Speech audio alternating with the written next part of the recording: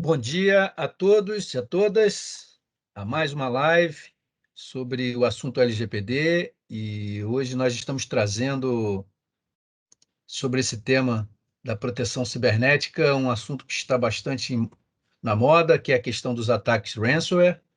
Essa nossa apresentação será feita com 4 convidados, né? Então, primeiramente, o Cássio Ramos vai falar um pouquinho sobre o ataque ransomware, a anatomia de um ataque, como se defender desse ataque.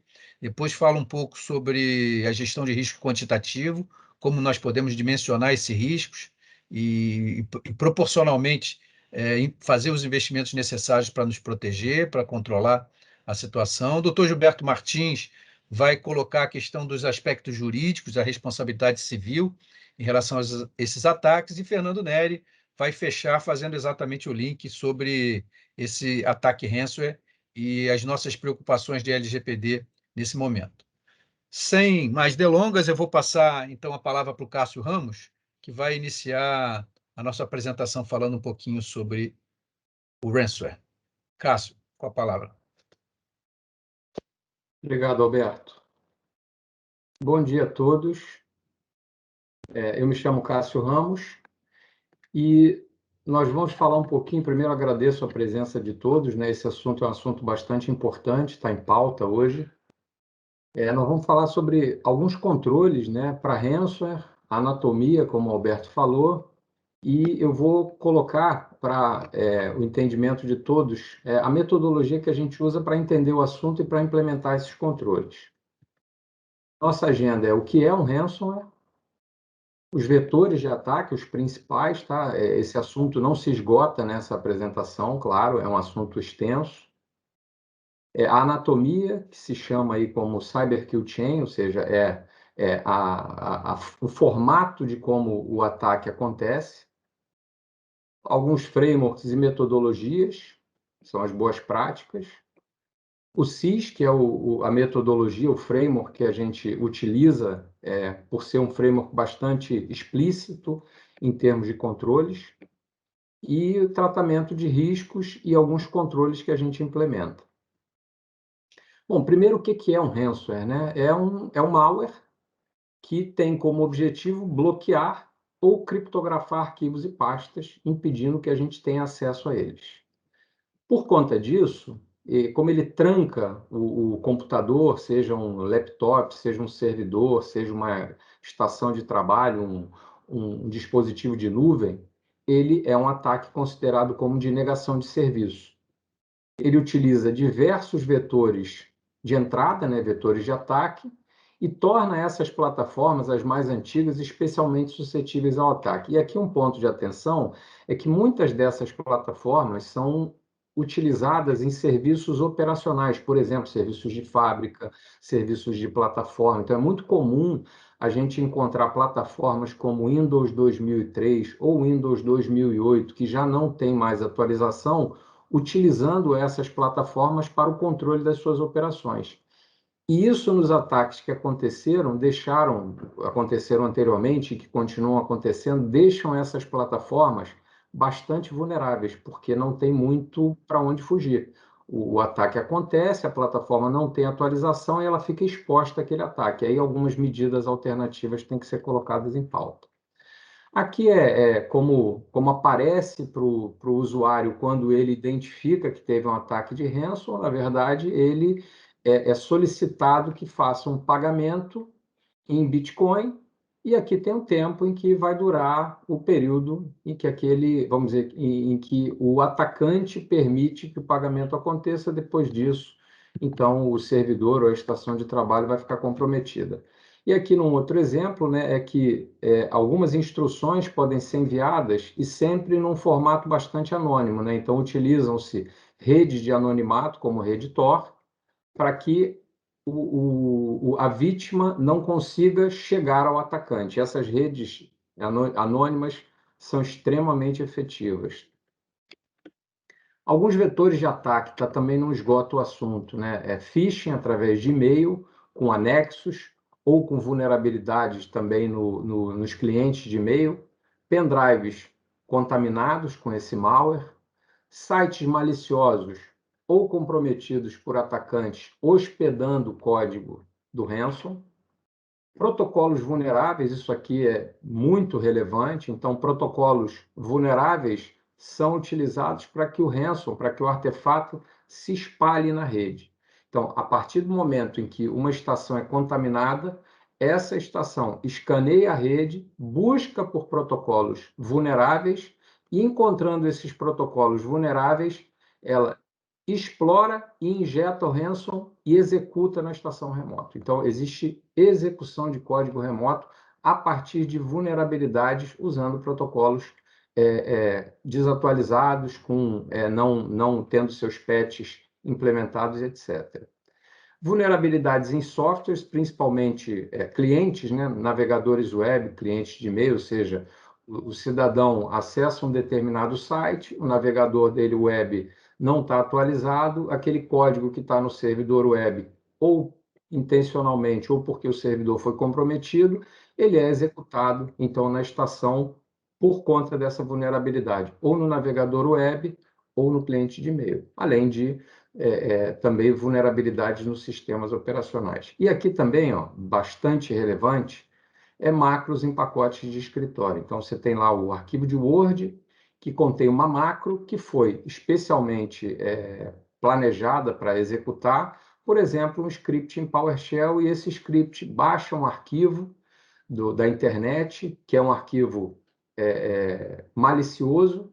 Esse arquivo vem para a estação onde o atacante quer desferir o ataque, esse código é executado, e em momento nenhum esse código toca o sistema operacional, não toca o sistema de arquivos. Então, é um ataque que é muito difícil de ser percebido, por exemplo, pelos antivírus, que não conseguem enxergar comportamento.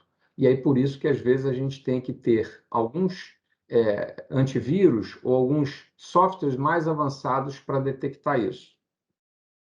Aqui na anatomia, que a gente chama de Cyber Kill Chain, né, a gente vê aqui os vetores de entrada, né, que são os arquivos, né, ou um e-mail contaminado, ou a gente clica numa URL utilizando um browser num website que está comprometido, e aí, a partir daí, o malware é trazido para a estação, seja um cliente ou uma estação servidora. Aqui ocorre a instalação, ou seja, o código é instalado, o código é executado e a estação é explorada. Depois que a estação é explorada, isso tudo acontece automaticamente. Depois que a estação é explorada, essa estação ela estabelece uma comunicação com uma central de comando e controle. Essa central de comando e controle, que é operada pelo atacante, ela então continua permanentemente dando ordens para a estação e atualizando a estação com novos códigos maliciosos que vão fazer outras ações. E aí a criatividade vai depender do atacante. Então, tudo pode acontecer depois que essa estação está explorada, e se ela for explorada, por exemplo, com privilégios de administrador, o estrago sempre é bem mais amplo, né? Bom, depois disso, os códigos posteriores que vão chegando na estação, eles mapeiam contas na estação local e mapeiam recursos de rede, sejam contas no domínio, sejam recursos de rede, portas abertas na rede, e a partir daí verificam essas vulnerabilidades, e encontrando vulnerabilidades, acontece o que a gente chama de movimentação lateral. E aí o comportamento é muito parecido com o comportamento de um worm, ou seja, o worm ele mapeia, verifica que existe a vulnerabilidade, encontrando a vulnerabilidade, ele explora essa vulnerabilidade e injeta código e executa código, ou seja, payload malicioso na estação lateral, o que faz o ataque se propagar rapidamente numa rede de dados. E aí, a partir daí, aqui nós já estamos vendo ações pós-exploração, você pode ter acesso a dado sensível, você pode exfiltrar dado, aí o atacante vai injetando mais código a partir da central de comando e controle para exercer exatamente o que ele quiser a partir do momento em que a estação foi comprometida, tá? E aqui acima são algumas ferramentas que existem, nesse caso, no mundo Microsoft, tá? Ferramentas de nuvem e ferramentas também de rede local, para se contrapor a cada uma dessas fases, tá? O objetivo não é falar muito sobre o ferramental, mas existem, ou seja, existem remédios a serem aplicados em todas as fases. Alguns remédios precisam ser um pouco mais avançados, porque pressupõe que se entenda o comportamento do artefato. Não vai haver, por exemplo, uma detecção de alguma coisa que já existe, e sim de um comportamento diferente, como, por exemplo, num arquivo com macro. Aquele comportamento é diferente. Ele pode ser um comportamento normal ou não, mas ele é diferente, então a ferramenta tem que perceber isso. Como é que a gente trabalha, então, né? Não é simplesmente inserir controles e sair configurando. Não, a gente tem uma metodologia, né, baseada na ISO 31000. A ISO 31000 é o framework mais relevante de gestão de riscos, é o pai da gestão de riscos. Abaixo dele, mas com o entendimento de que existe o framework de gestão de riscos, nós temos a 27001 e o NIST CSF 1.1. Ambos são frameworks que trabalham para a implementação de um sistema de gestão de segurança da informação. E aqui são os frameworks de controles, né? Eu coloquei dois como exemplo, do PCI e o do SIS, mas tem o da 27002, tem outros frameworks de controles. Esses frameworks de gestão normalmente usam controles, tá? Para implementar o processo de gestão. Nós vamos falar um pouquinho do SIS, porque o SIS é bem descritivo, ele é priorizado e ele tem subcontroles que a gente chama de mecanismos de proteção, agora mudou o nome, e aí a gente vai falar um pouco desse framework. O SIS, então, a Módulo é parceira do SIS, é um instituto sem fins lucrativos, todo mundo pode aderir, qualquer um pode se inscrever e ter acesso às informações, e ele tem como visão ser uma referência global em segurança cibernética. Trata-se de um consenso, ou seja, uma comunidade colaborando para que, ao final, exista um consenso. A missão é identificar, desenvolver, validar e promover as melhores práticas em segurança cibernética, no que tange especificamente aos controles, mas existem outros serviços também. Então, aqui são os controles e aqui um segundo serviço que são os benchmarks de segurança. Então, os benchmarks, na verdade, são as melhores configurações de segurança que existem nas diversas plataformas que são usadas no mercado, como, por exemplo, sistemas operacionais, Linux, Windows, Unix, servidores de software, como, por exemplo, SQL Server, Apache, MySQL e etc., e também de serviços de nuvem, dispositivos móveis, dispositivos de rede, como roteadores, switches, e outros tipos de software. Então, aqui a gente consegue baixar esse material e implementar os melhores controles para tornar esses dispositivos ou serviços robustecidos, tá? De forma que eles fiquem de fato seguros. Normalmente, os serviços não se iniciam de forma segura, mas a gente pode robustecer cada um desses sistemas operacionais e serviços. E aqui os controles do SIS. O SIS tem 18 controles. Esses controles devem ser implementados na ordem, porque o primeiro dos controles é inventariar e controlar o hardware existente. Depois que a gente inventaria o hardware, a gente tem que entender qual software que está dentro desse hardware. E a partir daí a gente faz esses controles, vamos dizer, na ordem de prioridade que o SIS determina. E essa ordem é muito importante, existem grupos de implementação. Abaixo de cada um desses controles aqui, existem o que são chamados de medidas de segurança, que antigamente eram subcontroles, ou seja, é o detalhamento do controle em subcontroles, que agora são chamados de medidas de segurança, de forma que fica muito claro e descritivo o que tem que ser feito em cada um dos controles, as etapas que a gente deve executar em cada um desses controles. Esses dois serviços do SIS são gratuitos, existem outros serviços do SIS e existem outros serviços gratuitos também. Eu me concentrei nesse porque, para o nosso papo, esses são os mais relevantes. Aqui, no momento em que a gente vai trabalhar no tratamento de riscos, a gente tem que entender o seguinte: primeiro, quando um evento ainda não aconteceu, então aqui é o evento de risco, por exemplo, o ransom. Existe sempre, antes dele acontecer, uma probabilidade de acontecer. E depois que ele acontece, aí tem um impacto desse acontecimento, tá? Então aqui são as causas que podem transformar isso num evento de risco e aqui as consequências. Para trabalhar nas causas, a gente tem as medidas preventivas, que são os controles. Os controles modificam o risco. Então, se você não tem controle nenhum, teu risco é alto. Se você começa a implementar controles, o teu risco vai baixando.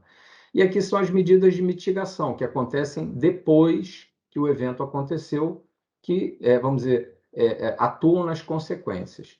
Nós temos controles preventivos, temos controles detectivos, que detectam que o evento vai acontecer ou detectam logo depois que o evento acontece, e temos os controles corretivos, que atuam na resposta e na recuperação. Eu não coloquei todos os controles, eu coloquei os mais relevantes, só para a gente trabalhar um pouquinho aqui em cada um dos controles e das medidas de segurança associadas. Isso aqui é o controle 4 do SIS, configuração segura de ativos corporativos e software. E aqui são as medidas de segurança que atuam diretamente de forma preventiva para o não acontecimento de um evento de risco, por exemplo, de ransom. Então, um processo de configurações seguras deve ser estabelecido e mantido. Então, tem que ter um processo que seja gerido de configurações seguras. Um processo deve ser estabelecido para a infraestrutura. Como o ransom atua se propagando lateralmente, nós temos que ter configurações seguras para o dispositivo e configurações seguras para a infraestrutura, entre as redes. Os serviços desnecessários, protocolos desnecessários devem ser desabilitados. Por quê? Porque o ransom atua exatamente em protocolos desatualizados. Então, às vezes, a gente instala um serviço, instala um servidor e tem lá um serviço que não funciona para nada e a gente nunca atualiza. Bloqueio automático de dispositivos deve ser aplicado aos portáteis, tá? Por quê? Porque o pendrive é um dispositivo extremamente perigoso, atuando como vetor de entrada.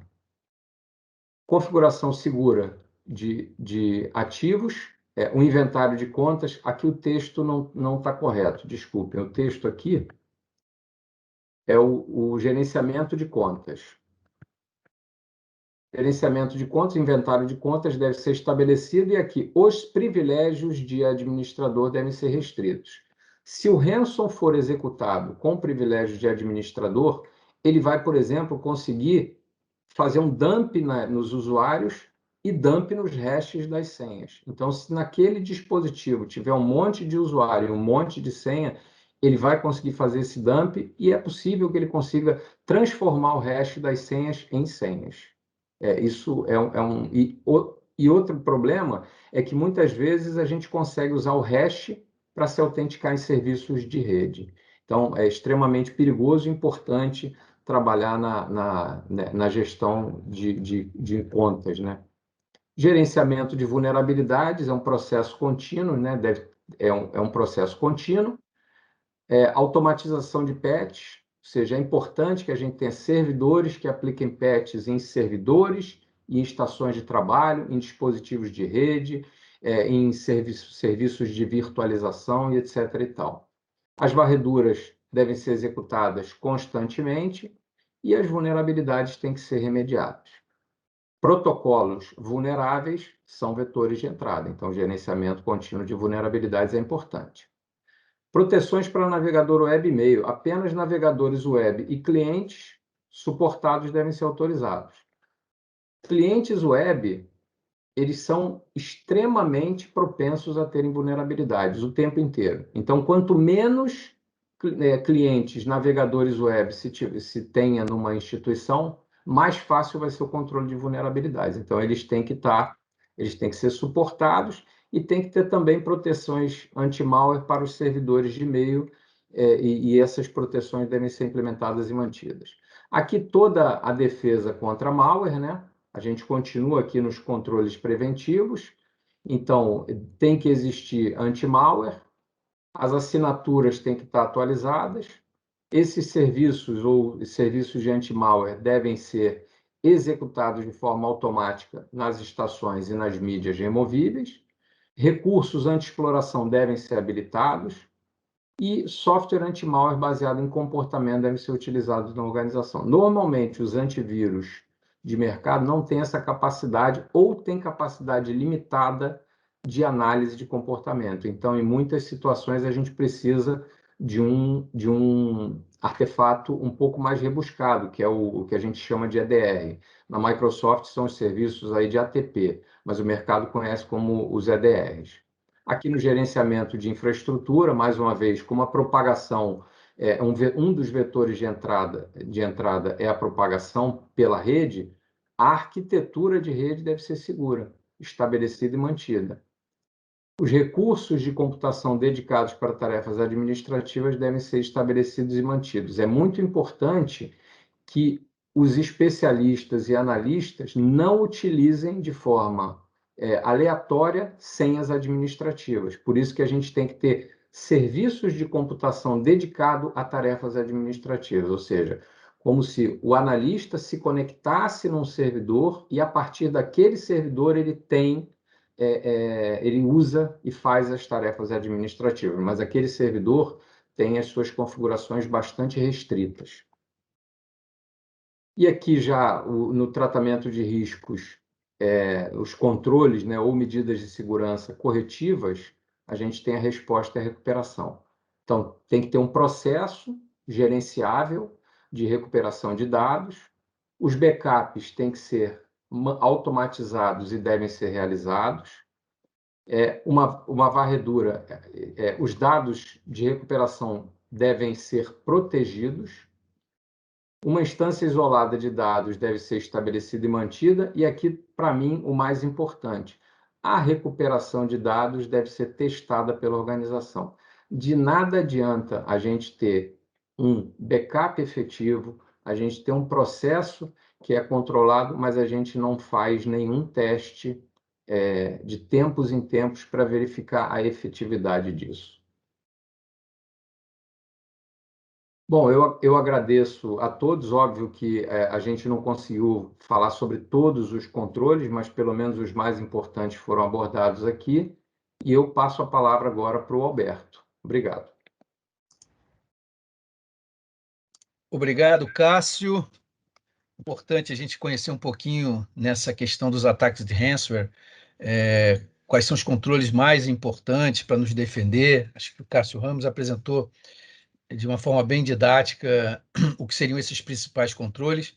Vamos falar um pouquinho agora sobre a questão de gestão de riscos, né? Na ISO 31000 nós temos falado bastante sobre a necessidade e a importância de nós implementarmos o que a ISO chama de risk-based thinking, né? Ou uma mentalidade de risco, ou mentalidade de gestão de riscos em relação aos problemas. E quando a gente fala de segurança, segurança cibernética, essa mentalidade de risco ela tem tudo a ver, né? Então, acho que um momento importante que nós estamos vivendo nessa fase do ransomware, né? Hoje já existe um consenso de que, em termos de ataques cibernéticos, o ransomware hoje é, sem dúvida nenhuma, a principal ameaça que as organizações estão realmente bastante preocupadas, né? O Brasil, infelizmente, é talvez um dos países mais vulneráveis a esse tipo de ataque. O quartel-general americano, né, o Centro de Comunicações, ele tem alertado bastante sobre essa preocupação do ransomware. Isso já até, inclusive, afetou as relações políticas, né? Na última reunião do presidente americano com o presidente da Rússia, eles conversaram sobre esse assunto de ransomware, né? Grande parte de ataques tem acontecido com origem lá na Rússia, né? Então há uma preocupação, eu diria, mundial, né? O G7 já assinou um documento global, então deixou de ser um assunto técnico e de fato passou a ser um assunto que envolve guerra, que envolve defesa cibernética, né? Esse último ataque à empresa a colonial, né, americana, ela simplesmente afetou a distribuição do petróleo, dos dutos que conduzem ali na costa leste o petróleo, e ficamos ali, postos de gasolina sem funcionar, problemas de racionamento, né? Enfim, já não é mais apenas um problema técnico de uma organização, né? Você já tem essa situação acontecendo no que é chamado aí a infraestrutura crítica do país, né?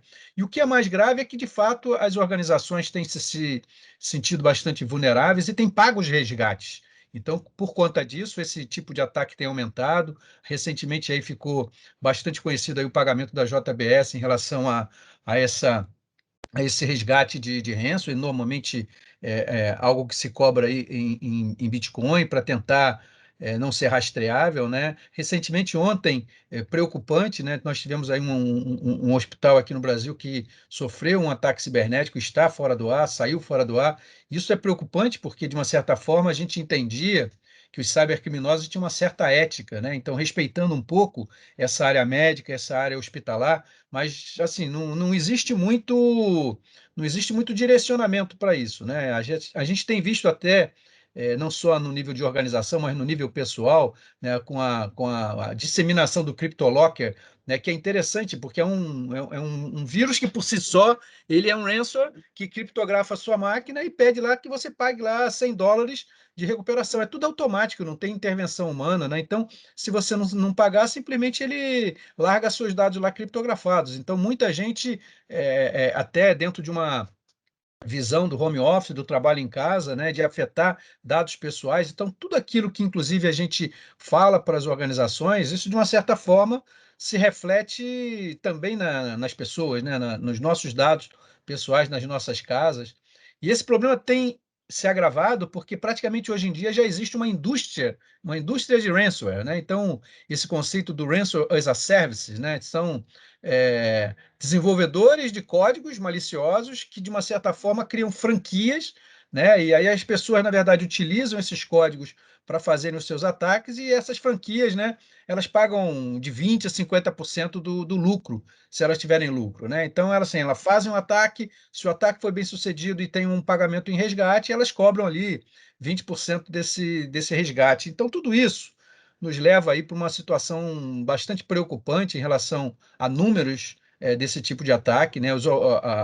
Não só no nível político, né, mas os executivos das organizações, a governança está bastante preocupada com esse tipo de ataque, né, porque tem sido bastante frequente, e eu diria que também um ataque bem sucedido aí tem preocupado as organizações. Para ter uma ideia de números, né, trazendo um pouco de números, esses são números americanos que falam basicamente de que ano a ano, né, principalmente de 2019 para 2020, o prejuízo com esse ataque ransomware, na verdade, ele dobrou. Estamos falando aí de, no ano passado, quase US$ 20 bilhões de prejuízo, e espera-se para esse ano que esse número se dobre novamente. Então, a gente espera aí que provavelmente nós vamos chegar aí num número de US$ 40 bilhões aí, provavelmente, de prejuízos devidos a esse tipo de ataque. E não, como a gente já citou, não existe diferenciação entre organização. Então, 20% dessas organizações, elas são organizações de pequeno e médio porte, né? O custo médio de um ataque ransomware, ele gira em torno de US$ 8.100, né? Então, esse tipo de informação, apesar de serem números americanos, né, eles têm uma certa referência aqui no Brasil. Aqui no, nos clientes que nós temos trabalhado em termos numéricos, aí a gente tem visto realmente uma ordem de grandeza de 30 a 40 mil reais, o custo médio de um ataque ransomware, né? Isso quando não é bem sucedido, né? No sentido de se espalhar, né? Então, quando tem um backup bem feito, né? Muitas vezes tem um problema maior, e aí esses custos aumentam muito quando você tem a criptografia não só dos dados principais, mas também a criptografia do backup, né? Por isso é muito importante que esses controles apresentados de proteção sejam aplicados não só no ambiente dos servidores, dos bancos de dados, mas também a preocupação da segregação e proteção dos dados de backup. Mas esses são alguns números, é fácil encontrar referências a esses números a nível mundial, né? Mas o importante é que cada organização consiga, dentro dessa mentalidade de risco, estimar qual é o seu número, né? Qual é o tamanho desse risco, de ransomware para a minha organização? Quanto custa esse risco, né? Então, hoje já sabemos, utilizando os métodos qualitativos, que esse risco é muito alto, né? Não só porque a probabilidade de acontecer é grande, em termos de ataque, né? E porque eu diria que os cybercriminosos do passado, eles tinham outras motivações, que não eram motivações financeiras, motivações aí de ficar conhecido, etc e tal. Só que o ransomware hoje é uma oportunidade não só deles ficarem famosos, mas de fato, eles terem uma remuneração, e que hoje em dia, com esse índice alto das empresas que pagam o resgate, e entre parênteses, é bom alertar, não necessariamente a empresa que paga o resgate tem os seus dados de volta, é preciso confiar aí nesse sentido, mas o fato é que a probabilidade tem aumentado muito grande de sofrer um ataque desse, as organizações precisam estar preparadas, e o impacto, principalmente se atinge dados críticos, né, serviços críticos, né, em termos de análise de impacto no negócio, é muito alto também. Então, portanto, probabilidade alta,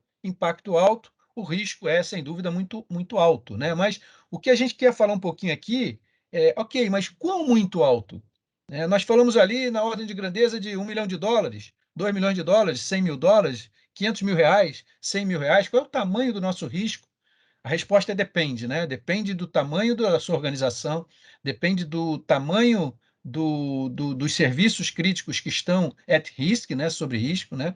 E para isso, para responder essa pergunta de forma mais precisa, mais pontual, nós estamos aprofundando. A Módulo desenvolveu uma metodologia que é o ModFair, né? Que é baseada no OpenFair, que é uma metodologia consagrada de gestão de riscos quantitativos na área de cibernética. E o Modfair nada mais é do que o padrão OpenFair aplicado dentro da visão de risco da 31000, da ISO 31000. Portanto, nós temos os processos da ISO 31000 de escopo, contexto e critério, né? A identificação, análise e avaliação de riscos e o tratamento de risco propriamente dito. O FAIR, ou OpenFair, ele entra ali no miolo, né? Ele é utilizado para fazer esse cálculo do risco. O FAIR tem cada vez mais uma adesão maior a nível mundial, né? Até essa semana passada, houve uma publicação no site do OpenFair, que já se atingiram aí 1.000 certificações de profissionais certificados na metodologia do OpenFair. Esse número aí praticamente dobrou em um ano e meio, né? Então existe uma adesão muito grande. E foi interessante porque esse artigo, né, ele está no blog do OpenFair, né? O John Linford, que é um dos líderes nessa prática de segurança do Open Group, né, que é quem publica o OpenFair, ele até faz uma referência a módulo, né, de que no Brasil tem uma importante e tradicional empresa de segurança, que é a Módulo, que está atuando próximo com o Open Group, né? E é verdade, né? Acho que usando toda a nossa experiência internacional, eu pessoalmente participo do board do Oval, participo das reuniões internacionais da ISO, delegado brasileiro representando a ABNT nas discussões internacionais das normas de segurança, de gestão de riscos, né? E, de uma certa forma, agora apoiando o Open Group no desenvolvimento do FAIR, apoiando o CIS, também a Módulo é membro do CIS, então, como o Cássio Ramos apresentou, nós estamos fazendo uma conexão muito grande dos controles prescritos pelo CIS e especificamente associando a visão do risco quantitativo dentro disso, e lançamos recentemente o software QuantRisk. O QuantRisk é uma solução da Módulo nacional, desenvolvida aqui no Brasil, e que faz, vamos dizer assim, a parte difícil de todo esse cálculo, a simulação de Monte Carlo, calculando lá, rodando lá 100 mil simulações, para que a gente possa, de fato, a partir da metodologia do FAIR, né, pontuando para se chegar nessa medida de risco, a frequência da ameaça, né, falando em ransomware aqui, né, qual é a probabilidade de se ter um ataque ransomware na organização, né? No caso do FAIR, utiliza-se a frequência, né? Será que é uma vez por ano? Uma vez a cada 2 anos, uma vez a cada 10 anos, né? Uma vez a cada 20 anos, né? E essa frequência ela é multiplicada aí por um nosso índice de magnitude. Na média, quando ocorrer, quanto que é esse incidente? Ele é R$ 1.000, ele é R$ 10 mil, R$ 100 mil. Portanto, utilizando o BetaPERT, né, que é uma distribuição estatísticas e a simulação de Monte Carlo, o QuantRisk, ele, a partir desses dados de entrada, né, que a gente levanta junto à organização, ele calcula exatamente essa distribuição aí de mínimo, máximo e mais provável frequência, mínimo e máximo e mais provável magnitude para cada um desses fatores, e a partir dessas contas ele chega finalmente ali numa distribuição de risco e uma conclusão. Se o risco é de 100 mil reais, o risco é de 1 milhão, o risco é de 10 milhões. Né? Na média, nós temos assistido um risco que aqui no Brasil, em termos das nossas simulações, varia aí entre 1 a 10 milhões. É o tamanho do risco médio, né? O mais provável. Né?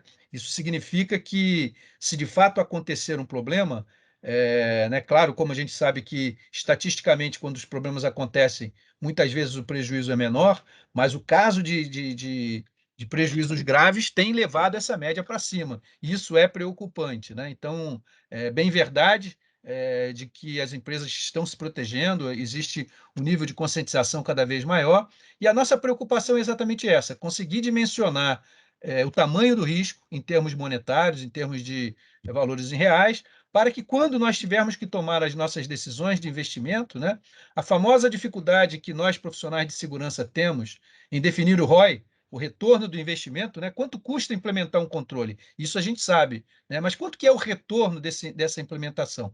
Então, utilizando a metodologia de gestão de risco, modo de fé, a gente tem exatamente capacidade de chegar a esse número, né? Usando o Quanti-Risk, a gente já, como o Cássio Ramos antecipou, né? O CIS lançou, tem praticamente 30 dias atrás, o CIS 8, a versão nova do CIS, né? Reduzindo lá os nossos top 20 para top 18, né? E nós já incorporamos o CIS 8 dentro do Quanti-Risk, né? Então, isso é uma isso é uma excelente notícia, porque as organizações que utilizam o Quanti-Risk hoje já podem utilizar a versão nova do CIS em relação aos controles, né? E já sabemos que, em relação à LGPD, por exemplo, que é tema da nossa live, a proteção de dados, que era um controle bastante lá na rabeta, vamos dizer assim, das prioridades, né? Passou a ser o terceiro maior controle hoje, né? Em termos de importância ou de prioridade, conforme o Cássio apresentou. Então, o Quanti-Risk hoje está já preparado para utilizar o CIS 8, né? Então, dentro dessa visão do ataque de ransomware, como foi mostrado, a gente sabe exatamente quais os controles que, de uma certa forma, trabalham dentro da visão da redução do risco, né? E fazemos, utilizando aí o Quanti-Risk, o que nós chamamos de uma simulação what if. Né? Então, qual seria o meu novo risco em termos monetários se eu implementar um controle efetivo de backup? Ou se eu implementar um procedimento melhorado de teste desse backup? Né? Isso com certeza reduz a minha magnitude. Será que vale a pena fazer um seguro cibernético, né? Em relação ao prêmio que eu vou pagar e eventual probabilidade? Né? Então, tudo isso o Quanti-Risk permite que a gente possa fazer essa avaliação, que é uma avaliação custo-benefício. Qualquer controle, seja o treinamento de um usuário, a implementação de um antivírus, um procedimento de backup, não importa, um seguro cibernético, tem o seu custo. Mas qual é o retorno? Né? Então, é em cima dessa referência financeira para apoio à tomada de decisão que o Quanti-Risk e a metodologia FAIR, eles trazem exatamente essa visão. Então, tudo isso a gente tem trabalhado para que essas implementações sejam, de fato, bem aplicadas ao cenário brasileiro, ao nosso cenário real, às nossas probabilidades, ao cenário das organizações, e dentro de uma visão que cada vez mais a segurança cibernética ela demanda uma linguagem executiva, ela demanda que, principalmente na questão da prestação de contas, em relação à gestão de riscos, a gente possa tomar decisões mais inteligentes, né? Possa tomar decisões de investimento, quais os controles são os mais apropriados, quais os controles têm a melhor relação custo-benefício para que eles possam ser implantados, por exemplo, de forma prioritária, né? E até mesmo numa eventualidade, né, já que a gente trabalha com risco, e risco é efeito da incerteza nos objetivos, a incerteza é muito grande, né? Por mais que a gente implemente os controles, a gente tem no padrão da questão do humano, né? Talvez o elo mais fraco dessa corrente, né?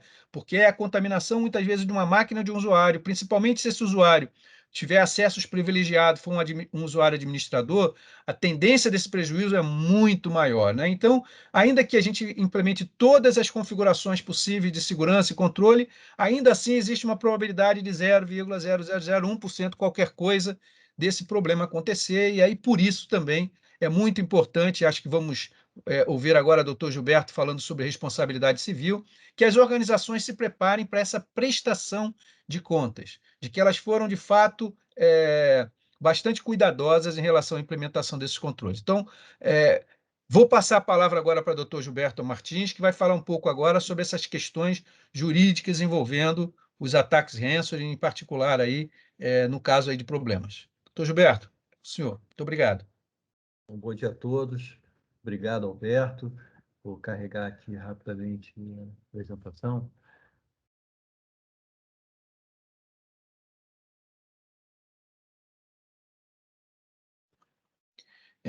Vou novamente reforçar o aviso que vocês fiquem à vontade para encaminhar suas dúvidas, sugestões, colaborações no chat dessa nossa conversa, que ao final das apresentações nós vamos responder todas as dúvidas e preocupações de vocês. Então, fiquem à vontade para utilizar o nosso chat para encaminhar aí as perguntas que nós responderemos tudo ao final. Muito obrigado. Bom, me coube então falar sobre responsabilidade civil e acho que a apresentação carregou. Estão vendo? Acredito que não, né? Estamos sim, Gilberto. Estão vendo? Tá. Agora que interrompeu. Tá.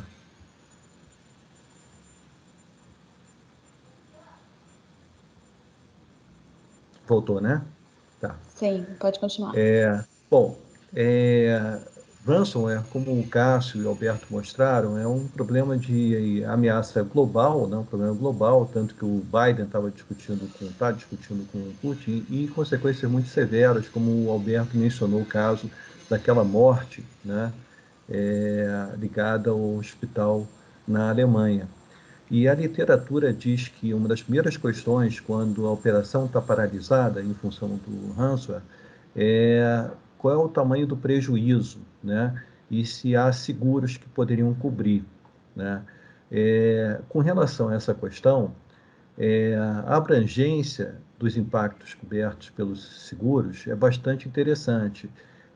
Abrange danos à reputação, danos à imagem, perda de clientes, processos judiciais.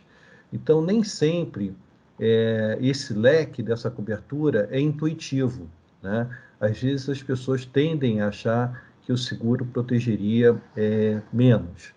Por outro lado, ainda seguindo essa trilha, né, de que uma das primeiras ligações é para a seguradora, né, tem uma pergunta ali embaixo de se vale a pena ter ou não ter esse tipo de seguro. Potencialmente, a variedade de impactos cobertos é interessante. Entretanto, à medida que os ataques ransomware se popularizam, né, os custos do seguro aumentam, né, e os requisitos se tornam mais assim exigentes, né? Aqui a gente tem, por exemplo, uma notícia dizendo que agora, para se contratar uma pólice de seguros de risco cibernético, é preciso responder um questionário, por exemplo, de 25 perguntas específicas sobre o estágio de preparação da empresa. Nesse sentido, eu entendo que uma plataforma como a da Módulo pode ser evidência para ajudar a qualificar e quantificar o risco, né, num contrato de seguros. Quanto mais protegida a empresa e mais evidente for essa proteção, menor o custo do seguro, né? Então, acho que esse é um dado interessante aqui para tudo que a gente vem falando.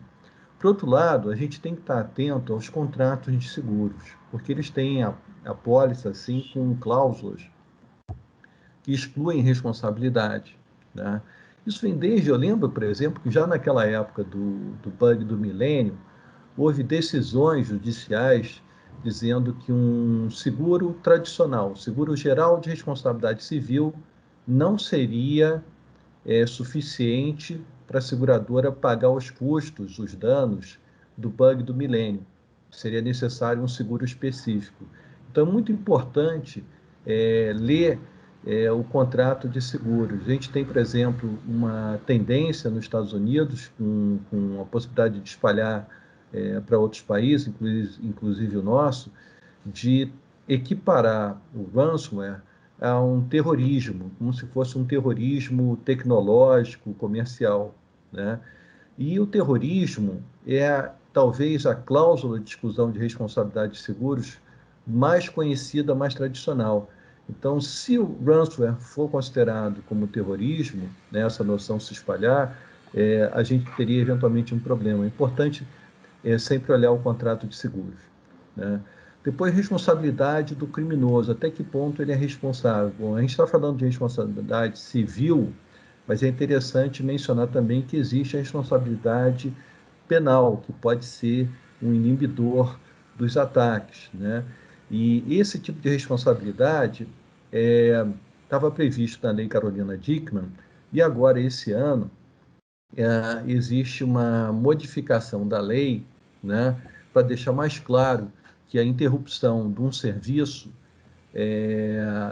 de telemática, né, de internet, considerado um crime, né? Então, existe agora uma tipificação fechada, clara, que não deixa margem à dúvida. Não é só uma questão de invadir, que seria um procedimento assim ativo, proativo, mas você enviar um daqueles vetores que o Cássio comentou, phishing, etc., e interromper o serviço, né, seria um crime, né?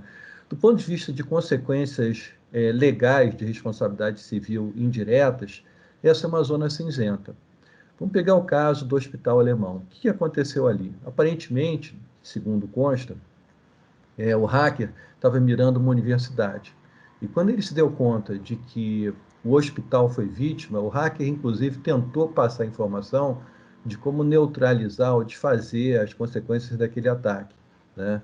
E a primeira reação das autoridades foi qualificar aquela situação como homicídio culposo, né? Homicídio que não tem dolo, não tem intenção, mas houve uma negligência tal que causou aquela morte. Depois, essa primeira qualificação foi revertida, porque se passou a dizer o seguinte: não, aquele paciente, é verdade, houve um atraso de 1 hora, né, um ataque cardíaco, isso aí é importante e tal, mas nada garante, assim comprovadamente, que aquele paciente não fosse morrer do coração de qualquer forma. Então, não é uma qualificação como homicídio. Isso é para dar um exemplo de que as consequências potenciais são muito variadas e não são garantidas, né? A gente tem também a consequência institucional, né, como consequência indireta, que é a necessidade de reporte. Eu acho que talvez um dos casos mais conhecidos e mais impactantes de ransomware foi o da Equinix, né, como data center, né, ao redor do mundo. E esse ataque teve que ser reportado para a CVM americana, né, detalhando o que aconteceu, como aconteceu, quais foram os impactos, como foi a recuperação, né? E então isso é uma exposição institucional que acaba acontecendo, muitas vezes qualificado pela autoridade de valores imobiliários como um fato relevante a ser divulgado, né, no disclosure. E nessa comunicação, é interessante nesse highlight amarelo, ali o segundo, que essa perda significativa não necessariamente seria neutralizada por cláusulas contratuais de limite de indenização. Então, aquelas cláusulas que a gente vê em contratos, assim, de que o limite de indenização no máximo é de tanto, não necessariamente funciona nesse caso, que se pode dizer que aconteceu um evento de fora do contrato, não causado entre as partes contratantes. Então, nem sempre a cláusula contratual é efetiva, a gente vai ver o detalhe. No Brasil, a gente tem a necessidade de reporte também equivalente àquela da SEC americana. A gente tem diferentes empresas, né, como Embraer, JBS e Braskem e Ultrapar, que tiveram que passar por essa situação de comunicar a CVM. A gente tem também a perspectiva relativa à administração pública. Esse é um exemplo, eu peguei um exemplo da Argentina, né? Na verdade, dois, né? Mirando primeiro o Ministério do Interior, né? E depois um ataque até maior que aconteceu no portal do governo.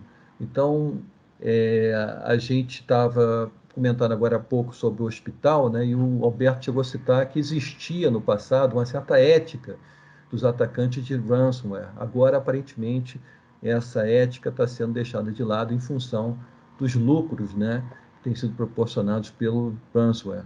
O Alberto também citou que o Brasil é o país hoje em que acontecem mais ataques de ransomware, né? Eu tive a ocasião de escrever sobre isso numa publicação da OEA. Isso é válido para o continente latino-americano, e o Brasil, dentro do continente, é o benchmark, né, continental e mundial. Responsabilidade por atos de terceiros, né, é uma coisa que está sendo olhada também no Brasil, no Ministério da Justiça. A gente tem aqui o Banco Cetelem, né, que foi condenado por uma multa de 4 milhões de reais, porque ele não estava garantindo a atuação adequada dos correspondentes bancários credenciados por ele. Então, normalmente a gente pensa que a consequência da responsabilidade civil vai afetar apenas a instituição que foi atacada, mas não. A gente tem que pensar em termos de ecocadeia. Isso que aconteceu em relação à condenação no Brasil aqui do Banco Cetelem aconteceu também com outro banco, o Banco Pan. Falando de cláusula de limite de indenização, a gente já fez uma avant-première antes ali dizendo que nem sempre ela vai funcionar. No caso da Equinix, ela disse que não era garantido, né? Aqui a gente tem decisões, essa aqui primeira é do Yahoo, em que a corte entendeu que aquela cláusula ela não valia, né, não foi efetiva, porque ela era complicada, difícil de entender, ela estava num lugar que não era destacado e outras questões assim. Então, o cap, o teto de indenização, ele vai ser efetivo ou não, conforme o cuidado contratual seja tomado ou não. Esse é um outro caso em que a cláusula não valeu, né, de limite de indenização, né? E aqui, porque houve uma negligência na segurança, então, no caso de negligência versus o contrato, existe um ponto de dúvida. Por outro lado, existem situações em que a cláusula valeu efetivamente, né? Nesse caso aqui, a cláusula foi considerada adequada. E existe também até decisão mista, né, sobre limite de indenização, como se fosse uma modulação de efeitos. Ela vale para algumas coisas e não vale para outras coisas, né? Então, existe uma variedade grande que sugere que o cuidado deve ser tomado em relação a essas cláusulas. Com relação ao aviso de incidente, né, quando e como, a LGPD ela diz que, acontecendo um ataque, deve ser feito o aviso em prazo razoável, e ela exige que seja avisado tudo isso aqui, desde que natureza, dos dados afetados, os riscos, etc. Né? Existe esse dever de informação, né, que o titular tem com relação à responsabilidade dos agentes. Então, se aconteceu um ataque de ransomware, quem foi responsável, isso tem que ser informado ao titular que solicitar essa informação. E existe a divisão de responsabilidades, né? Na LGPD, não é só o controlador que é responsável, né? Ele tem o comando das diretrizes da operação. O operador também pode ser responsabilizado, né? Aquele que executa pode ser responsabilizado também. E se quem foi responsabilizado diretamente não foi exatamente aquele que tinha a culpa, ele tem o direito de regresso, de reaver aquilo que ele teve que pagar inicialmente. As excludentes de responsabilidade pela LGPD são bastante restritas, basicamente provar que não realizou o tratamento que deu origem ao ataque, né? Que não houve violação à legislação ou que o dano é de culpa exclusiva do titular. Tratamentos irregulares de dados, né, são aqueles, segundo a LGPD, né, quando um tratamento é alvejado por um ransomware, né, o tratamento foi irregular, dependendo do modo como ele foi realizado, o resultado, os riscos e as técnicas, né, e sendo assim interessante notar aqui que responde ao operador que não adotar medidas de segurança. Então, não só o controlador, mas também o operador, né? As hipóteses de violação ficam sujeitas não só à LGPD, mas a outras normas, como, por exemplo, o Código do Consumidor, né? E falando no Código do Consumidor, ele define o que é um serviço defeituoso. E ele praticamente repete aquilo que está na LGPD. Na verdade, como o código anterior à LGPD, a LGPD absorveu e copiou o que já estava no Código do Consumidor. Os fatores a serem pesados são modo, resultado e riscos e época em que foi fornecido o serviço. A segurança, estado da arte naquela época. A gente tem algumas normas, já que a LGPD diz que outras normas são aplicáveis, como também a resolução aqui do Bacen, na verdade, do Conselho Monetário Nacional, sobre segurança cibernética na nuvem especificamente. Então, como recomendações, uma leitura cuidadosa do contrato de seguro, já que ele é um paraquedas, mas ele pode ter cláusulas assim ambíguas, uma redação prudente da divisão contratual de responsabilidade, no contrato entre controlador e operador, alocar a responsabilidade de uma forma clara, elaborar cláusulas especiais nos contratos com clientes, ressalvando a possibilidade de ataques ou a impossibilidade de segurança absoluta, análise criteriosa do incidente para a formalização do aviso de comunicação. Nem sempre um ataque, por exemplo, no gateway do data center prejudica a operação normal da empresa. Se o ataque foi só no backup, eventualmente aquilo não causou uma interrupção. Né? Revisão consciente das implicações perante as autoridades, o nível de reporte, etc.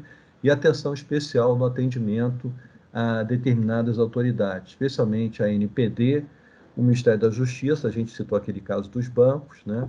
E o Ministério Público. Então, isso que eu tinha preparado como informações a serem compartilhadas, e eu estou aqui parando a apresentação e passando adiante para o Fernando. Muito obrigado. Bom, pessoal, bom dia a todo mundo. Vamos falar sobre esse nosso assunto, né? Que eu tenho falado tanto dele que eu estou ficando sem voz. Minha voz está com tempo de validade. Então, para mim, as apresentações mais curtas são ideais. Vamos falar um pouquinho sobre ransomware e a LGPD, né? Quais são os cuidados que a gente precisa tomar, quais são os pontos de atenção que nós precisamos ter. Com certeza, né? Eu sempre falo que a LGPD é aprendizado todo dia, aprendizado toda hora. São novos conceitos que nós vamos trazer. Então, o Alberto, né, falou um pouquinho sobre a visão quantitativa de risco, como que você pega o risco, inclusive o risco de LGPD, e inclui esse risco dentro de uma visão de valores, né, em termos quantitativos, em reais. O Cássio falou um pouquinho sobre controles da LGPD, controle no que se refere ao ransomware. E o doutor Gilberto falou sobre a responsabilidade civil, a preocupação com seguros. Agora, vem sempre uma pergunta, né, que é com relação ao ransomware e à LGPD. Um ponto para a gente começar é que há uma convergência entre a proteção de dados pessoais e privacidade e a segurança da informação e cibernética. Os frameworks são diferentes, né? Você tem frameworks de segurança da informação, framework de segurança cibernética, framework de proteção de dados, os americanos chamam de privacidade, os europeus chamam de proteção de dados pessoais. Então, esses conceitos todos, né, eles vão se misturando e há uma convergência muito grande, inclusive porque eu sempre digo para os nossos clientes que você proteger dado pessoal é uma oportunidade para você fortalecer a sua segurança cibernética. Então, todos esses elementos vão se juntando e se juntam também, né, com assuntos como transformação digital, trabalho em casa, né, respostas à pandemia, oportunidades e assim por diante. Bom, então, algumas perguntas, né? A ransomware deve estar no escopo da LGPD. O encarregado, né, o DPO, deve se preocupar com o assunto ransomware, deve estar na agenda do encarregado. E em caso de ransomware, a NPD deve ser notificada? Eu vou dizer para vocês, a resposta é sim para todas, tá? Ou seja, deve estar no escopo da LGPD essa preocupação. Vocês vão ver aqui até que as autoridades reguladoras, dentro das suas guidelines, elas recomendam o uso, que seja feito backup, e uma das justificativas é exatamente o ransomware, e a própria LGPD também trata isso. O encarregado deve se preocupar com o ransomware, porque um ponto que existe é que as pessoas falam muito em vazamento, né? A gente vê, extremamente comum achar que a preocupação com a proteção de dados pessoais está no vazamento. Bom, só um ponto para vocês, se alguém quiser deixar pergunta para qualquer palestrante, pode mandar no chat, que assim que eu terminar de falar, o Alberto organiza as perguntas que aparecerem, tá? Então, o encarregado deve realmente se preocupar. E, principalmente, eu tenho visto muito encarregado que está ligado com o assunto vazamento, fica falando vazamento, vazamento, vazamento, só que a minoria das multas que ocorreram na Europa são por causa de vazamento. Eles são mais por causa de inadequação de um ambiente. Então, por exemplo, não é que se um ransomware atacar você e você não conseguir recuperar, você vai ser pode sofrer uma multa, uma sanção ou mesmo uma ação judicial, dependendo de quem foi prejudicado. O ponto não é esse. Se você não fizer backup, você já não vai estar atendendo a lei. O simples fato de não fazer backup, independente de causas e consequências que possam ter ocorrido. E em caso de ransomware, sim, o ransomware caso seja em cima de dados pessoais, tá? Então, obviamente, né, a LGPD ela trata de dados pessoais, a NPD ela fala de proteção de dados pessoais, a LGPD também. Então, caso você sofra um ransomware, sofri um ransomware aqui que parou a minha fábrica, tem dado pessoal? Não. Você precisa notificar a NPD? A princípio, não. Obviamente, você vai avaliar, cada caso é um caso. Então, esse ponto aqui é bem importante para a gente estar ligado, que esse é um assunto que precisa estar realmente na agência do DPO. Então, existem, né, uma série de iniciativas, uma série de ações, vários concentradores. Eu gosto muito desse No More Ransom, que ele descreve várias informações, inclusive cita ali, existem, por exemplo, gente oferecendo conjuntos de senhas de decriptografia para decriptografar, sistemas de decriptografia, mas, obviamente, o melhor é não esperar, ou seja, essa aventura aí não é muito legal, não. Então, você tem aí informações, a questão preventiva, né? O Cássio falou muito sobre isso, os aspectos preventivos, detectivos e corretivos, e é essencial que você implemente todos eles, né? E um ponto também bem importante dentro dessa convergência entre a proteção de dados pessoais e a segurança cibernética é que a versão do CIS foi lançada no mês passado, né? Foi lançado o CIS versão 8. O CIS tem essa vantagem em cima da ISO 27000. A ISO 27000 ela é de 2013. O CIS, todo ano, está lançando novidade. Na verdade, todo dia tem uma guideline, tem uma informação nova. Não é que é um ou outro, é um e outro, porque, por outro lado, o CIS não tem um framework, né, para você montar um sistema de gestão de segurança da informação. Então, a proteção de dados, que era o número 13, né, passou para o número 3. E essa sequência, é até curioso, a gente sempre conversa isso, o terceiro já foi malware, o terceiro já foi proteção de Wi-Fi, de acordo com a época. Né? Na versão 7.1, o terceiro era análise de vulnerabilidade. Só que nessa versão, a análise de vulnerabilidade é o 7º controle. Então, você vai sempre migrando essas prioridades. E esse ponto aqui, por exemplo, configuração segura, na versão 6 era o terceiro. Então, sempre nós vamos verificando essa decantação aqui dos problemas, né? E vendo quem está mais na relevância. Uma coisa que nunca mudou foi o primeiro e o segundo, tá? Isso é bem interessante, porque o primeiro, desde a versão 1, né, nós da Modo, desde a versão 1, a gente observa e acompanha e usa no projeto os controles do CIS, que é realmente o maior consenso de segurança cibernética. Todo profissional de segurança da informação, de segurança cibernética e também de proteção de dados pessoais precisa olhar o CIS. Os papers estão lá no site dele, você vai lá, baixa, não custa nada, tem vários vídeos.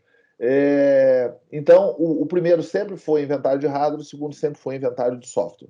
Aí vem a pergunta, a LGPD precisa de inventário? Já vamos responder. Então, olha só, o ICO, que eu acho que é a agência reguladora mais organizada que tem, que gera, né, um guidelines assim, de bastante alto nível. Estou vendo que o Fontinelli está mandando as perguntas aí. Fontinelli, não manda pergunta que eu não saiba responder, não. Então, ele tem esse documento, né, um documento específico, né, de segurança de TI, né, para a proteção de dados, voltados para pequenas empresas. As pessoas falam, às vezes, que em pequena empresa não vão precisar atender e seguir a LGPD. Não é que elas não vão precisar, é que elas podem ter um conjunto de obrigações menor. Isso vai depender, obviamente, de orientações da ANPD. Mas ele fala lá, ó, ela dá 10 orientações para a segurança cibernética. A orientação número 5 é faça backup, exatamente para que você não sofra, né, ou possa recuperar caso você sofra um ataque de ransomware. Também, né, a guideline do regulador europeu, né, da União Europeia, eles lançaram agora, em 2021, lá em janeiro, lançaram um documento que é exatamente o documento, né, de violações de dados. Os primeiros casos são casos de ransomware, que eles citam. Ransomware com backup apropriado, sem vazamentos de dados, sem backup apropriado. Então, tem cada um dos casos, e é interessante porque ele orienta realmente quem que você precisa notificar. Não tem dúvida que o seu ambiente de gestão de incidentes interno, né, precisa ser notificado em caso de ransomware, mesmo que seja de um equipamento único. Então, é relevante realmente que você entenda esse processo, né? E ele fala realmente, uma causa frequente, quem está falando isso é o regulador de proteção de dados. A NPD aqui no Brasil tem uma equipe bastante competente, bem preparada, está fazendo um trabalho rápido, ou seja, está conseguindo aí vencer o tempo, né, que o Brasil atrasou, não foi a NPD, foi o Brasil atrasou com relação a isso, mas a NPD está fazendo um trabalho bem moderno, buscando consensos, né, fazendo consultas públicas, bastante interessante o trabalho da NPD. Então, além disso, o próprio regulador, e isso é comum, né, ou seja, em proteção de dados, os reguladores, se você olhar o da França, olhar o da Espanha, da Itália, o próprio europeu, o ICO, eles soltam recomendações para ajudar. O objetivo dele não é multar as organizações, o objetivo é criar um ambiente sistêmico, mais ou menos como o Banco aqui no Brasil. Ele solta uma série de recomendações e resoluções para manter a segurança sistêmica do ambiente. Então, olha só, quando nós vamos trabalhar com esses modelos, né, está até escrito ransomware errado aqui, se você olhar lá o artigo 6, inciso 7 da LGPD, ele fala que segurança é a utilização de medidas técnicas e administrativas aptas a proteger os dados pessoais de acesso não autorizado, ou seja, vazamento poderia ser, e situações acidentais ou lícitas de destruição, perda, alteração, comunicação ou difusão. E da mesma maneira, no artigo 46, ele usa também esses mesmos termos, e quando você perde o acesso, você não tem acesso ao dado. Então, isso também é uma violação. Se caso ocorra, eu tive um ataque ransomware, eu preciso comunicar? Sim, precisa comunicar. Por quê? Porque disponibilidade também é um desafio dentro desse ambiente. Então, eu fiz aqui, eu vou disponibilizar para vocês esse material. Nós pegamos os assuntos da LGPD e fizemos um cruzamento, né? Um primeiro exercício aqui para cruzar com os controles do SIS versão 8. E alguns elementos são essenciais para combate a ransomware, né? Minimização, a definição das bases legais, de acordo com a sua base legal, a sua comunicação, né, precisa ser mais evidente, mais forte. Se você usa dado sensível, se foram dados de criança e adolescente. Ransomware é um dos assuntos que precisam entrar no relatório, no DPIA, né, no relatório de impacto. Se você tem um operador, ele também precisa se proteger contra ransomware, ou seja, também precisa criar as medidas preventivas, detectivas e corretivas. A questão do uso compartilhado de dados, né, com as organizações, você também precisa tratar. O DPO precisa estar ligado nesse assunto. É um tema, né, o Dr. Gilberto mostrou ali o artigo 44, né, é um tema que fala sobre, que está ligado às responsabilidades e às sanções. Também precisa, né, tratar os elementos de segurança, de privacy by design, gestão de incidente, e também a própria LGPD tem lá no artigo 49 a gestão do inventário. Você precisa realmente ter um inventário para você poder administrar a LGPD. Está descrito aqui, artigo 49, ó. Os sistemas utilizados para o tratamento de dados pessoais devem ser estruturados de forma a atender os requisitos de segurança, aos padrões de boa prática e de governança e aos princípios gerais previstos nessa lei e as demais normas regulamentares. Olha só, o que isso significa? Que você precisa ter o inventário dos dados, precisa ter o inventário das áreas, você precisa ter o inventário dos sistemas, do hardware que está instalado no sistema, da análise de segurança do hardware. É isso que o artigo 49 está falando para você. Às vezes, a gente vê, eu estou num processo de segurança, de atendimento à LGPD, mas eu não tenho inventário, é essencial. No nosso caso, a gente sempre fala para o nosso cliente, LGPD o inventário é a providência número 1, porque tudo você faz em cima do inventário. Por que você acha que lá no SIS o controle 1 e o controle 2 são de inventário? Então, é bem importante a gente estar ligado nesse assunto. E o artigo 48, ele fala que o controlador deve comunicar à autoridade nacional e ao titular um incidente de segurança. Então, o incidente não significa que você teve o prejuízo. Se você sofre um ataque e consegue se recuperar, isso também é classificado como um incidente. E também, se esse ataque, né, ocorreu e trata dados pessoais, você vai precisar comunicar à autoridade nacional e também ao titular. Bom, então vale sempre a pena, né? Ou seja, independente aí do assunto, né? Nós mostrarmos isso, ou seja, que o controle número 3 do ransomware, ele trata sobre proteção de dados, e isso realmente foi uma evolução, né? E um caminho para o consenso muito grande.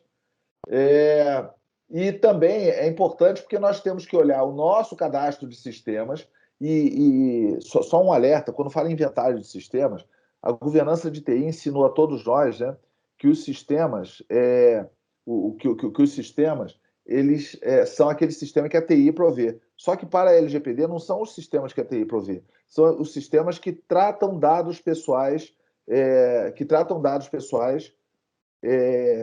dentro da organização. Então, por exemplo, eu tenho um sistema, por exemplo, da Receita Federal, que eu faço prestação de contas. Esse é um sistema que você compartilha dados pessoais, um sistema lá da medicina ocupacional, um sistema do plano de saúde, do Vale Transporte. Tudo isso é sistema que não está na lista de TI, porque não é a TI que provê. Os usuários precisam, ele é essencial, porém,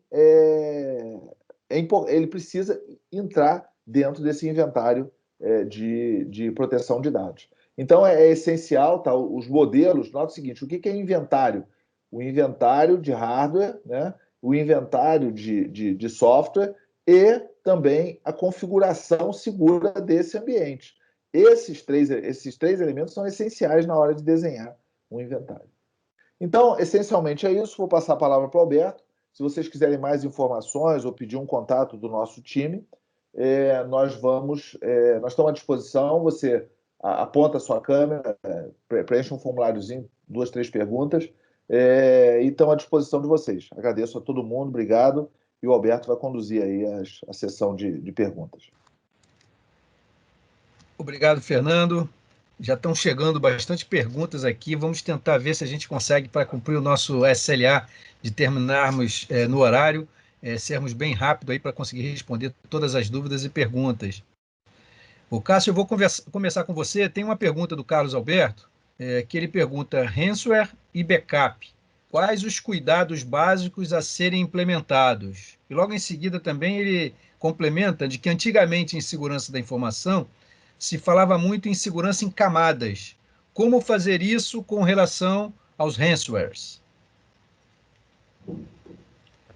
Bom, obrigado. Primeiro, obrigado aí ao Carlos Alberto. Vou responder as duas dele e os comentários do grande amigo aí, Fontinelli.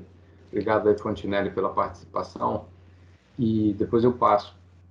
Bom, primeiro, ransomware e backup, né? Como eu abordei, tem um controle, que é o controle 11 de recuperação de dados, que ele estabelece alguns itens, né, que são, por exemplo, primeiro tem que ter um processo, ou seja, tem que ter a documentação escrita, esse processo tem que funcionar na empresa, tem que estar tudo formalizado. Os backups precisam ser automatizados, ou seja, não é uma ação humana de chegar lá e fazer o backup tem que ser automático. Os dados de recuperação frutos desse backup têm que estar protegidos. Então, assim, eles também não podem ser alvo de um ransom. Então, um ransom que atinge a rede não pode atingir o dado de recuperação. A necessidade de uma instância de dados de recuperação ser isolada, ou seja, por exemplo, offline. Você bota numa fita, tira da rede e guarda ela fora da rede. Além disso, a recuperação de dados deve ser testada. Então, você tem que ter todos esses processos que eu falei e constantemente tem que testar o backup, para que você tenha a segurança de que você vai conseguir recuperar. Ou seja, ter os controles preventivos não funcionaram, você vai então para a recuperação. A segunda pergunta do Carlos Alberto, ele pergunta, antigamente tinha em segurança da informação, se falava muito em segurança em camadas. E aqui não muda não, tá, Carlos Alberto? A gente vê o seguinte, primeiro você estabelece controles de segurança no endpoint, você reduz privilégios administrativos, você trabalha também na segurança da rede, para evitar o espalhamento do ransom na rede. Então, por exemplo, existem ferramentas, só para dar uma ideia, as ferramentas, os EDRs, os ATPs, em que a partir da detecção de um ransom, o próprio sistema de controle do EDR, ele já manda um comando para o dispositivo e o dispositivo passa a não funcionar mais na rede. Ele só consegue se comunicar com o líder dele, que é o gerenciador dessa ferramenta. Tá? Então, existem muitas soluções para isso. Isso é uma camada de segurança. Ter um software anti-malware, mais uma camada. Ter um EDR, que é um anti-malware avançado, que trabalha com comportamento, é mais uma camada. E a última camada é a da recuperação. Então, são vários controles que dificultam que aquele dado seja destruído de forma permanente. E aí, essas camadas, a quantidade de controles vai aumentar de acordo com a criticidade do dado. Então, talvez você não precise de todos os controles para todos os ativos, mas você vai precisar de todos os controles para os ativos mais importantes. Por isso que a gente trabalha com a gestão de riscos para ter uma economicidade aí no gasto de recursos. O Fontenelle, né, perguntou sobre a utilização, né, em honeypots, honeynet para atração, rápida detecção, contenção, resposta aos ataques de ransom. Bom, primeiro, como observação, essa estratégia ou essa técnica de você colocar um pote de mel na rede para que ele seja contaminado, ela deve ser utilizada com bastante cuidado, porque exige um excelente entendimento do que está sendo feito, porque, na verdade, você vai se contaminar. Então, para você se contaminar e aquela contaminação não atingir outros segmentos da rede, é muito importante que isso seja feito com muita cautela. Não é um serviço muito utilizado por empresas privadas, mas ele é utilizado, por exemplo, em instituições militares. As instituições militares, elas têm esses dispositivos para identificar principalmente ataques mais modernos. Outras instituições que eu percebo que existe esse tipo de abordagem são as operadoras e provedores de serviço, porque eles são os primeiros que têm que reagir a isso quando acontece um ataque em massa. Obviamente, os vendedores de segurança, né? Então, os vendors de segurança, McAfee, Checkpoint, todos esses que vendem ferramentas de segurança usam de forma bastante extensa essa estratégia, e o ambiente acadêmico, que é onde, vamos dizer, as ideias precisam ser fomentadas.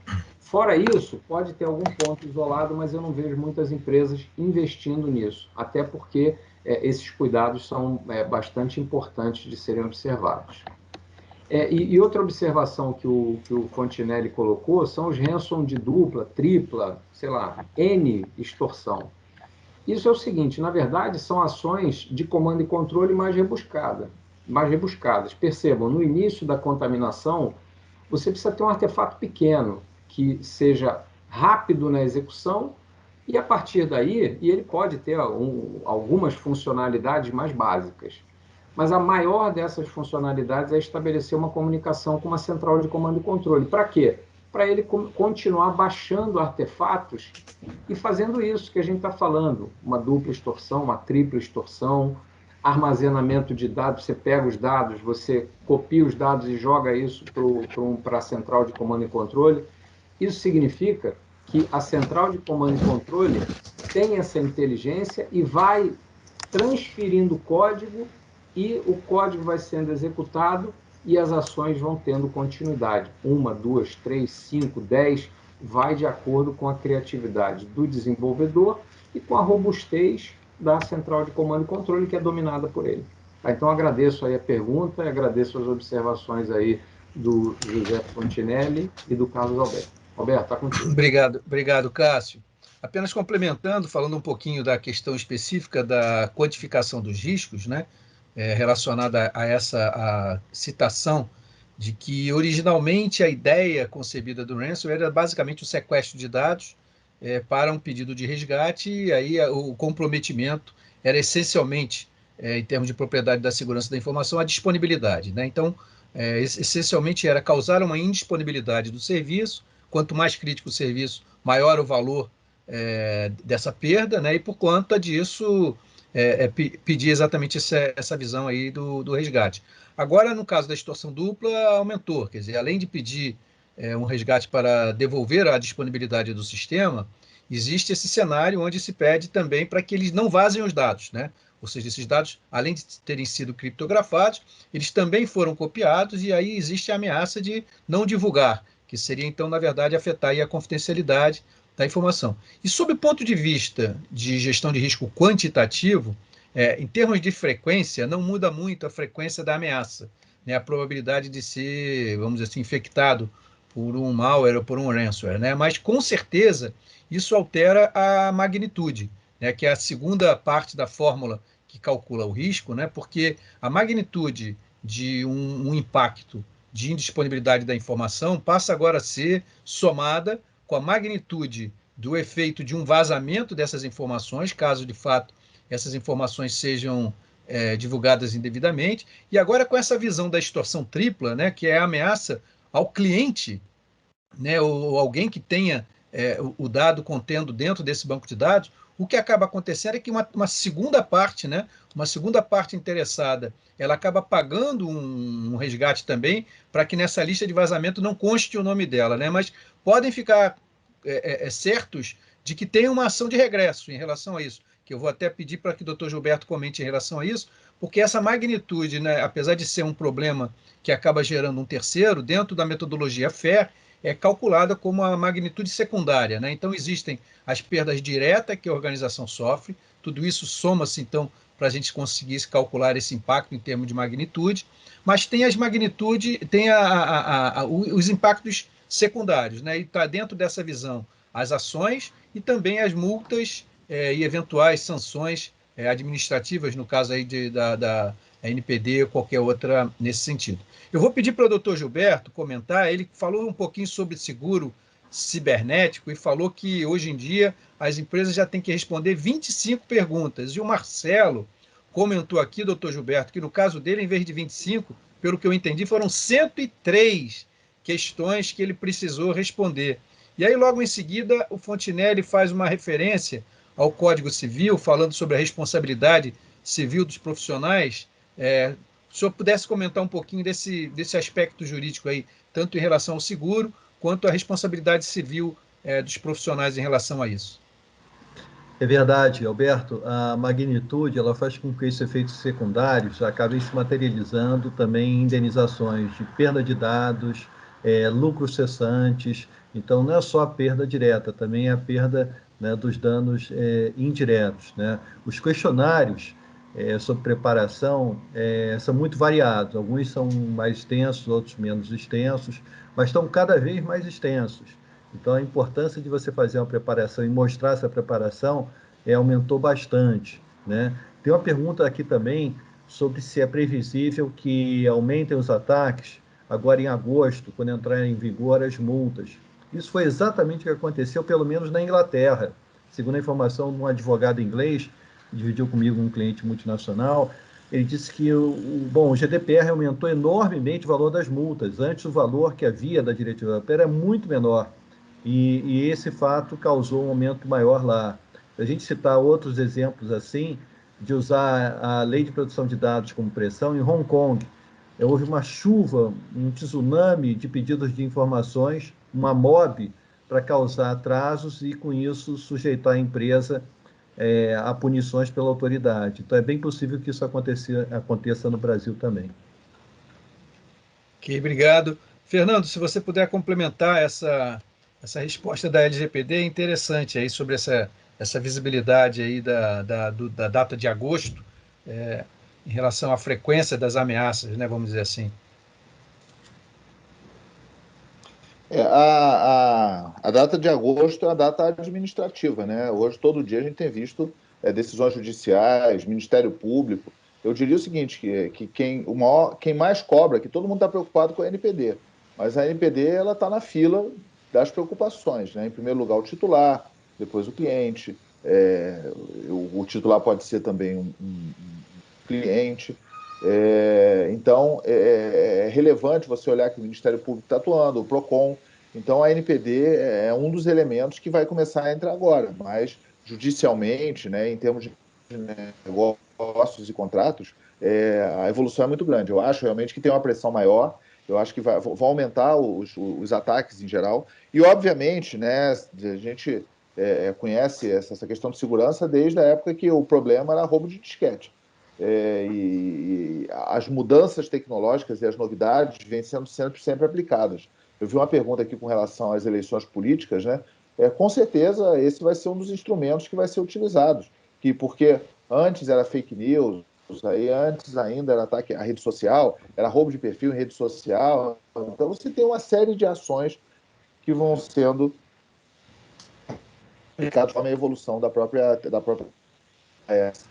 ações. Mas dentro desse foco, realmente, o ransomware ele é uma preocupação bem relevante para a LGPD. Alberto, eu vou, pela primeira vez aqui, quebrar o protocolo, eu vou sair, que eu preciso entrar urgente numa reunião aqui de meio-dia, ok? Ok, Então, já vou obrigado. deixar um abraço para todo mundo e agradecer a presença. Obrigado, pessoal. Obrigado, Fernando. Nós já estamos também em cima aqui do nosso horário, do nosso SLA, né? As pessoas que perguntaram, a live foi gravada, sim, vai ficar disponível nos nossos canais do YouTube. Tem uma pergunta do Carlos Roberto sobre a questão do software, pelo que eu entendi, se tem versão disponível em inglês, em outros idiomas.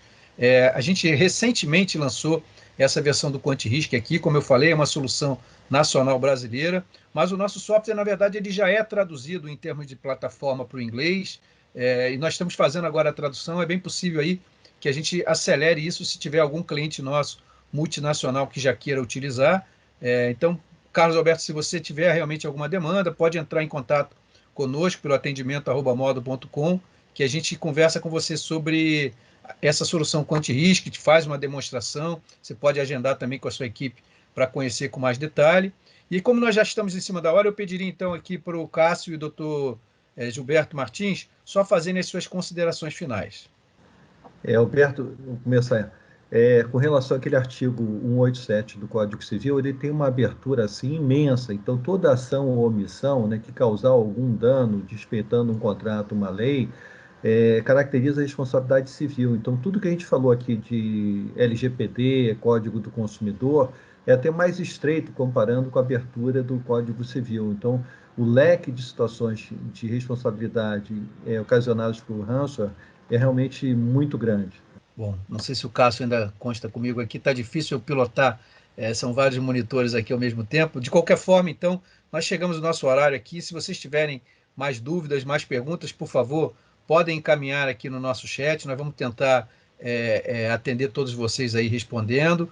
Agradecemos mais uma vez a presença de todos nesse assunto que está tão quente nesse momento, né? A gente tem todo dia uma notícia de uma grande organização que teve. Agora, nessa área médica, é preocupante, principalmente nesse cenário aí da situação tripla, né?